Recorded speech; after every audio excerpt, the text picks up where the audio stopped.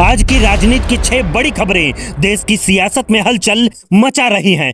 पहली बड़ी खबर संसद परिसर से सामने आई है, जहां समाजवादी पार्टी की सांसद इकरा हसन, डिंपल यादव और अन्य सपा सांसद हाथ में आलू लेकर विरोध प्रदर्शन करते नजर आए। सपा नेताओं का कहना है कि आलू किसानों को उनकी फसल का सही दाम नहीं मिल रहा और बढ़ती लागत के कारण किसान भारी नुकसान झेल रहे हैं। सपा सांसदों ने सरकार से मांग की कि किसानों को उनकी फसल का उचित मूल्य मिले और बढ़ती महंगाई के बीच किसानों को राहत दी जाए। इस अनोखे प्रदर्शन ने संसद के बाहर राजनीतिक माहौल को गरमा दिया और किसानों का मुद्दा एक बार फिर चर्चा के केंद्र में आ गया।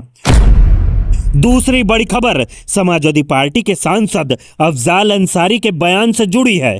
अफजाल अंसारी ने प्रधानमंत्री मोदी को लेकर तीखा बयान देते हुए कहा कि ट्रंप लगातार भारत का अपमान कर रहा है, लेकिन भाजपा सरकार अपनी जिम्मेदारियों से बच रही है। अफजाल अंसारी ने कहा, ट्रंप के सामने आप घुटने टेक दो, पर भारत को घुटना मत टेकने दो। उनके इस बयान के बाद सियासी गलियारों में नई बहस शुरू हो गई।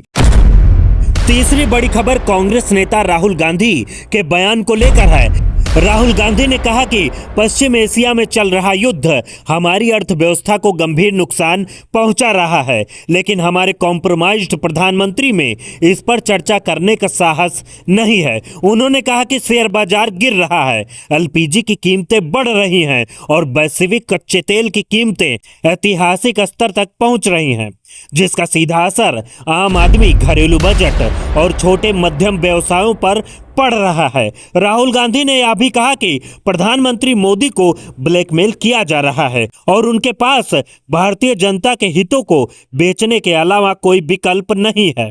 राहुल गांधी ने दावा किया कि उनकी बात याद रखिए, प्रधानमंत्री संसद में इस मुद्दे पर चर्चा के लिए नहीं आएंगे।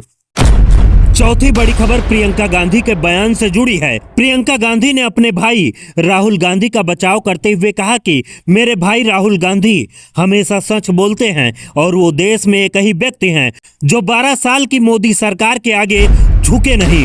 उन्होंने कहा कि भाजपा ने उन्हें रोकने के लिए करोड़ों रुपए खर्च किए, सोशल मीडिया पर बड़े अभियान चलाए, लेकिन सच्चाई को दबाया नहीं जा सकता। प्रियंका गांधी ने यह भी कहा कि आज देश में लोग देख रहे हैं कि राहुल गांधी सच बोलने से पीछे नहीं हटते, इसलिए सत्ता में बैठे लोगों को उनके सवालों और उनके सच से डर लगता है। उन्होंने किसानों और देश की संपत्ति को लेकर भी सरकार पर सवाल उठाए।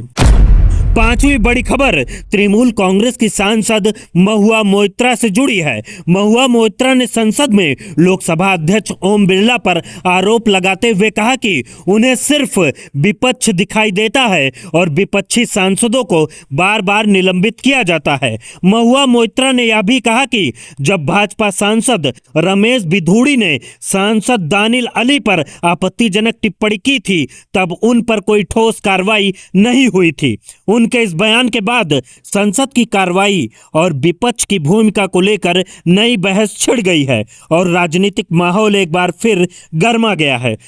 छठी और आखिरी बड़ी खबर बिहार की राजनीति से सामने आ रही है, जहां मुख्यमंत्री की कुर्सी को लेकर चर्चाएं तेज हो गई हैं। राजनीतिक गलियारों में चर्चा है कि आने वाले समय में बिहार की राजनीति में बड़ा बदलाव देखने को मिल सकता है। चिराग पासवान और सम्राट चौधरी जैसे नाम मुख्यमंत्री की संभावित रेस में बताए जा रहे हैं और कई जगहों पर चिराग पासवान के समर्थन में पोस्टर भी लगाए गए। हालांकि अब बड़ा सवाल यही है कि अगर बिहार की राजनीति में बड़ा बदलाव होता है तो आखिर भाजपा किस चेहरे पर भरोसा करेगी और मुख्यमंत्री की कुर्सी किसके हाथ में जाएगी।